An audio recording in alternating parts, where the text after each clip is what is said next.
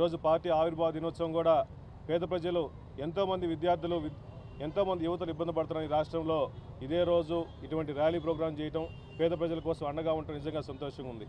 ఈ రాష్ట్రంలో చంద్రబాబు నాయుడు గారి పరిపాలనలో ఎంతో ఇబ్బందులు పడుతున్నారు.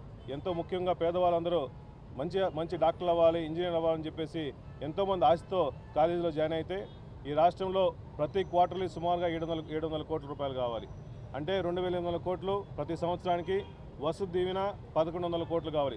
సుమారుగా 3900 కోట్లు సుమారుగా కావాల్సి వస్తుంటే ఈ బడ్జెట్లో కానీ గతంలో కానీ ఈ ఫైనాన్స్ ఇయర్లో కానీ సుమారుగా 2800 కోట్ల రూపాయలు పెట్టారు చంద్రబాబు నాయుడు గారు.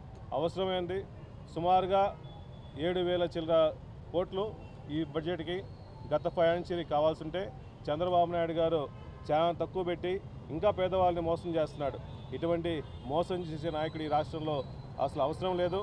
ఆ రోజు రాజశేఖర్ గారు కానీ జగన్మోహన్ రెడ్డి గారు కానీ పేద ప్రజల కోసం ముఖ్యంగా స్కాలర్షిప్ టైం టు టైం ఇచ్చిన మహానుభావులు రాజశేఖర్ గారు, జగన్మోహన్ రెడ్డి సభాముఖంగా తెలియజేస్తున్నా.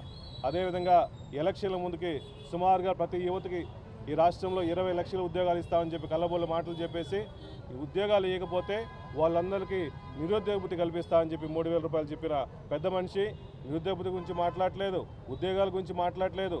ఈ బడ్జెట్ ఫైనాన్స్ యూజ్లో పెట్టాల. అదేవిధంగా ముఖ్యంగా ప్రకాశం జిల్లాలో, పశ్చిమ ప్రకాశం జిల్లాలో జగన్మోహన్ గారు మంచి ఉద్దేశంతో ఈ రాష్ట్రంలో 17 మెడికల్ కాలేజీలు పెట్టి దాంట్లో మార్కాపురంలో మెడికల్ కాలేజ్ పెట్టేసి ఆల్మోస్ట్ అడ్మిషన్ కూడా స్టార్ట్ అయ్యే టైంకి చంద్రబాబు నాయుడు గారు వాటిని ప్రైవేటీకరణ చేస్తామని చెప్పేసి కలబోలు మాటలు చెప్తున్నారు.